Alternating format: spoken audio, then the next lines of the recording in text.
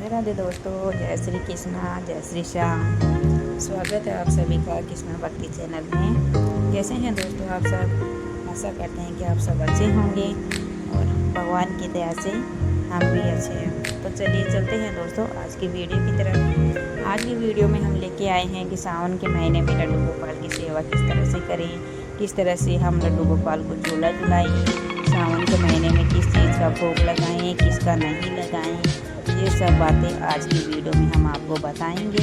अगर आप हमारे चैनल के लिए नए हैं तो प्लीज़ चैनल को लाइक से सब्सक्राइब भी कीजिए और बेल आइकन को भी दबाइए ताकि हम जिस पे भी वीडियो बनाएं आप तक हमारी वीडियो आराम से पहुंच सके। तो दोस्तों, सावन का महीना हरा भरा महीना माना जाता है और सावन के महीने में झूला झुलाने का विशेष महत्व होता है। सावन के महीने में हमें लड्डू गोपाल को झुलाना ज़रूर चाहिए। अगर आपके पास राधा रानी है तो लड्डू गोपाल और राधा रानी दोनों को साथ में झूला झुलाना चाहिए, क्योंकि सबसे पहले वृंदावन में राधा रानी और लड्डू गोपाल जिससे कि हम गाना बोलते हैं, हमारे ठाकुर जी और राधा रानी दोनों साथ झूला झूलते हैं।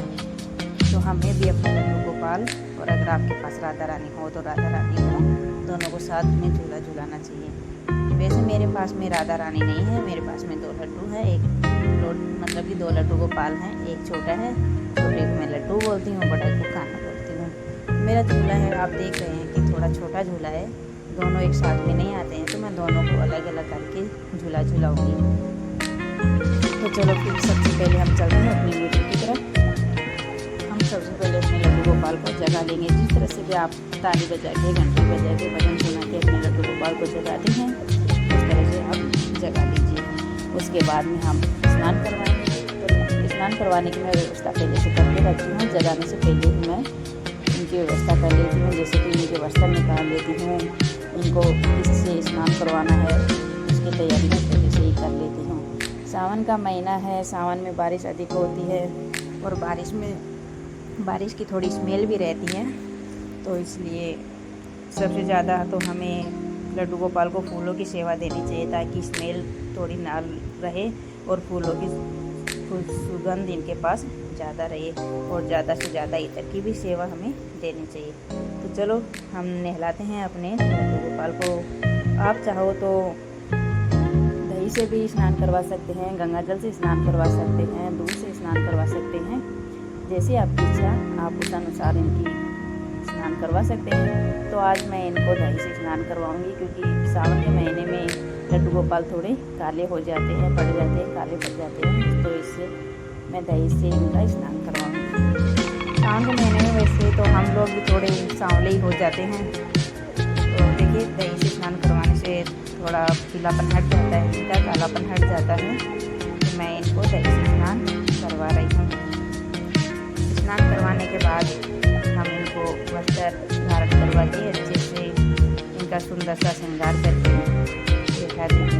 दोस्तों, सावन के महीने में लड्डू गोपाल को ज़्यादा हरे रंग के वस्त्र ही धारण करवाने चाहिए, क्योंकि इनको हरे रंग के वस्त्र सावन में ज़्यादा प्रिय रहते हैं और इनको झूला झुलाना चाहिए। झूला इनको हर रोज़ झुलाना चाहिए और झूला झुलाने पर एक बात ध्यान रखना चाहिए कि मतलब कि झूला झुलाते समय इनको भोग नहीं लगाना है।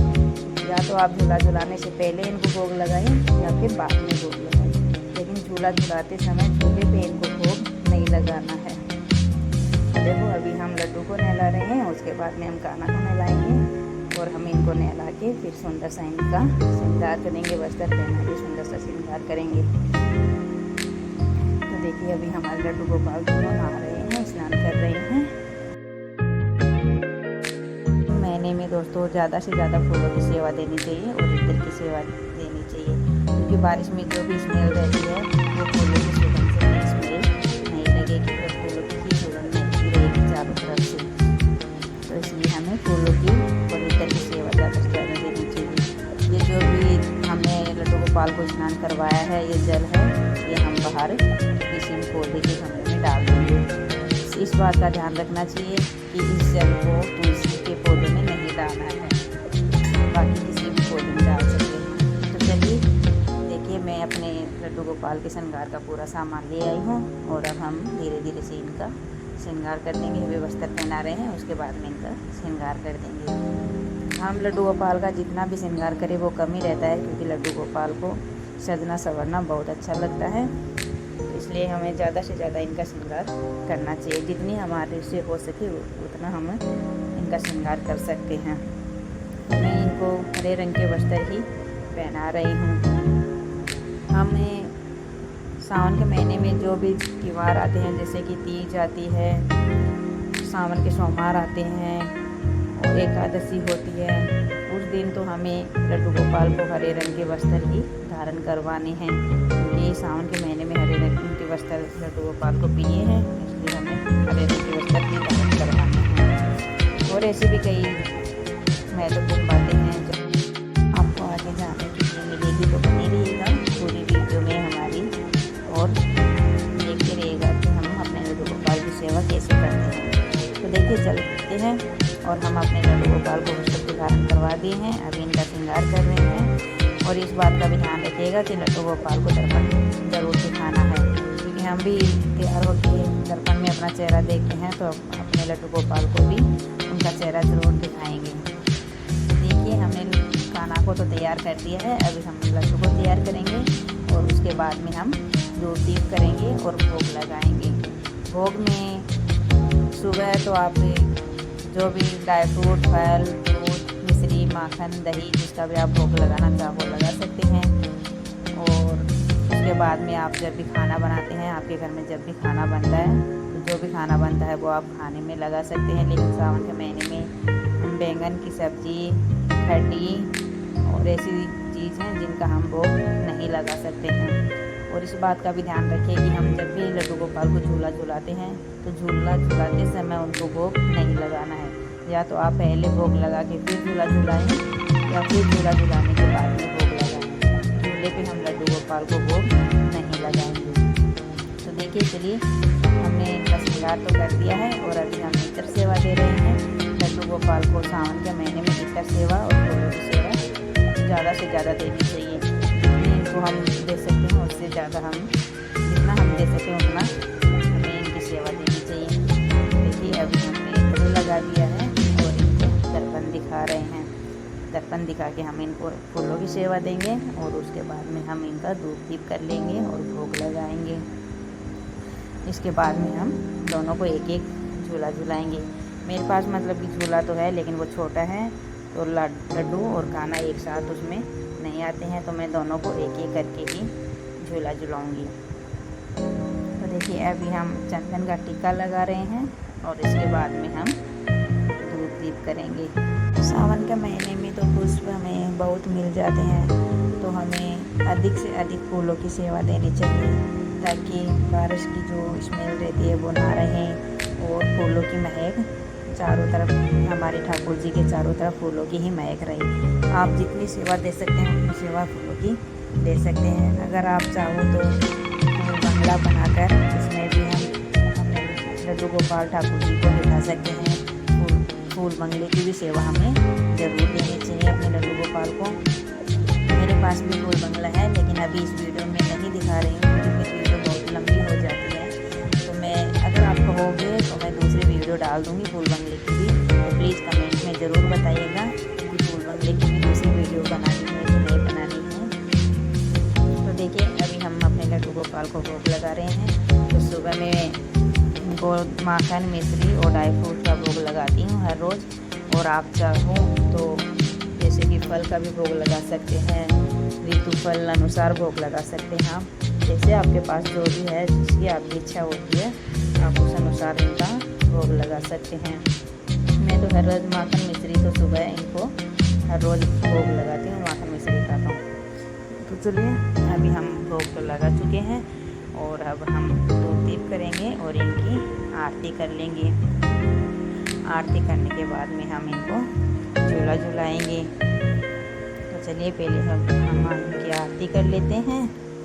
बहुत से लोग हैं जो अपने लड्डू गोपाल और राधा रानी को शिव और पार्वती का रूप भी देते हैं, उनकी पूजा सेवा करते हैं। अपने ठाकुर जी को भगवान शिव का और राधा रानी को माता पार्वती का रूप देकर उनकी सेवा करते हैं। अगर आपके पास राधा रानी और लड्डू गोपाल दोनों हैं, तो आप भी उनकी रूप देकर उनकी सेवा कर सकते हैं। तो चलिए अब हम उनकी आरती करते हैं और आरती करने के बाद हाथ जोड़कर क्षमा याचना कर लेंगे कि ठाकुर जी हमारी पूजा में, आपकी सेवा में अगर कुछ भी गलती हुई है तो हमें माफ़ करिए और हमारी सेवा से प्रसन्न हो रहिए। तो इसके बाद में हम इनको झूला झुलाएंगे। तो दोस्तों झूला झुलाने से पहले मैं भोग लगा चुकी हूँ, आरती कर चुके हैं और फिर हम झूला झुलाएंगे। आप चाहो तो पूरे दिन झूला झुला सकते हैं, लेकिन संध्या के समय हम लड्डू गोपाल को झूला नहीं झुलाते हैं। संध्या से पहले हम झूला झुला के और हम इनको आसन पे बिठा देते हैं, इनके सिंहासन पर बिठा देते हैं, फिर हम इनकी संध्या आरती कर लेते हैं। तो चलिए अब हम अपने लड्डू गोपाल को झूला झुलाएंगे। देखो दोनों कितने प्रसन्न हो रहे हैं झूला झूलने के लिए, कितने खुश हैं। तो मैं एक एक करके दोनों को झूला झुलाऊंगी। पहले अपने लड्डू को झूला झुला रही हूँ, उसके बाद में कान्हा को झुलाऊंगी। तो देखिए कितने खुश लग रहे हैं हमारे लड्डू झूला झूलने के लिए। अभी हम इनको झूला झुला रहे हैं।